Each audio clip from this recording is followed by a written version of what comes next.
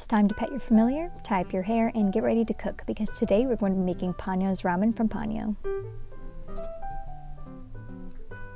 Now, obviously the ramen that Ponyo and Sasuke eat in Ponyo is just instant ramen a little bit dressed up, but I thought today would be a great opportunity to learn how to make a miso ramen, which is a miso tare, and along with like a really good ramen broth.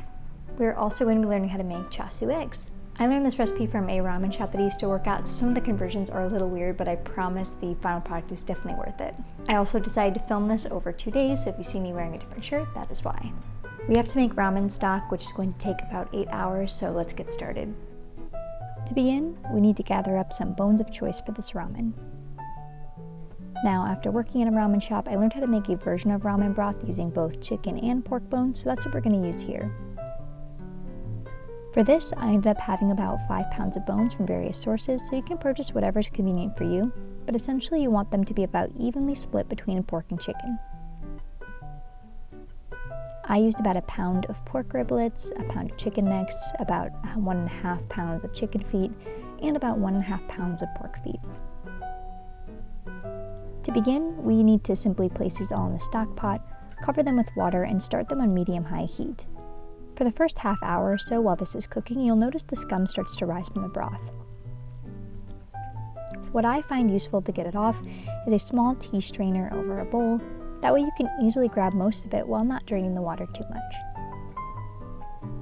After a while, you'll notice that there is no more or barely any scum left, and you can then just start leaving it alone for a few more hours, stopping in occasionally to top off the water. After a few hours, when you'll return, you'll notice that it started to darken, and now we can get a handle on our aromatics. For this, we're going to add in a small onion, half of a small leek, 2 garlic cloves, 1/2 piece of ginger, and 2 dried shiitake mushrooms. You don't have to be precise with the knife cuts here, since this will all be strained out eventually. With the leek, you'll want to make sure there isn't any dirt inside before adding it in by splitting it in half, taking off the outer layer, and rinsing it out thoroughly in the sink. We're then going to drop in the aromatics and tackle the chasu eggs and the tare. We'll need to make some chasu liquid, so we'll need about 12 ounces of brown sugar, 12 ounces of soy sauce, a few ounces of a small leek, 27 grams of garlic, and 3.2 ounces of unpeeled ginger, as well as about 2 quarts of water. Simply add the ingredients into a pot, bring it to a boil, and then let it sit for 30 minutes before straining, setting it aside.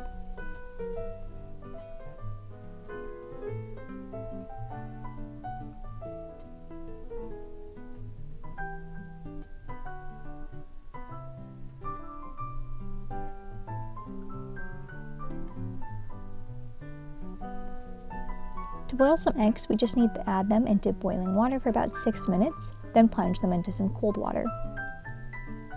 When they're cooled, we can then peel them and let them sit completely submerged in the chasu liquid for a few hours or overnight. Now, I personally like my eggs a little on the runnier side, so if you want them closer to a true soft boil or hard boil, I'd recommend about 8 to 10 minutes instead. With the broth and the eggs almost ready, we can tackle the tare.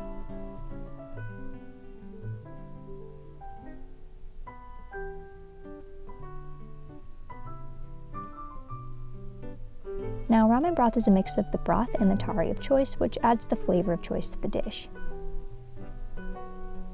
This tare uses things like miso to add an almost buttery texture and flavor to it.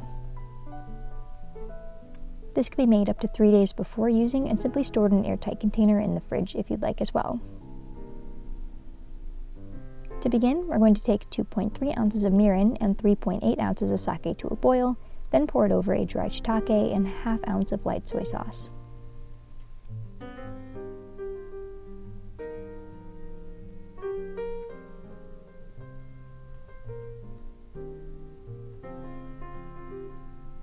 We're then going to set that aside and melt 1.4 ounces of butter in a pan, then add 0.7 ounces of peanut butter and stir until combined, setting that aside as well.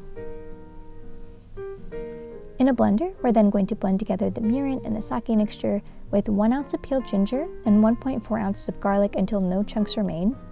Then add in the peanut butter mixture along with 0.1 ounces of gochugaru, 6.3 ounces of white miso, 14 ounces of red miso, and 2.1 ounces of sesame seeds. We're then going to heat this and whisk it for 1 minute to really ensure that the tare is cohesive.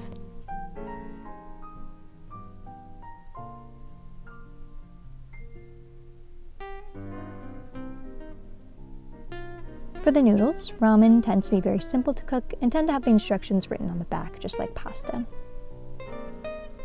You can choose the style and thickness that you want, but for the ones I chose, I'm just going to drop them in boiling water for 4 minutes and then strain them, then add them into the broth, which I'm reheating at the same time.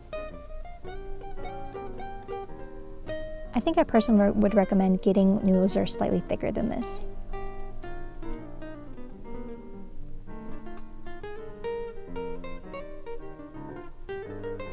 When you get a stock or broth that's gelatinous like this, that's how you know it's good.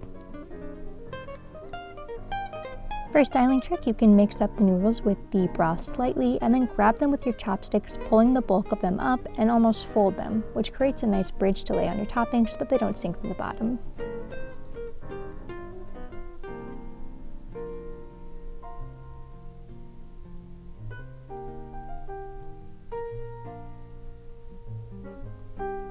You can add sliced scallions, toasted Spam, or your Chasu eggs and slice them cleanly, and voila, you have an improved Ponyo's ramen.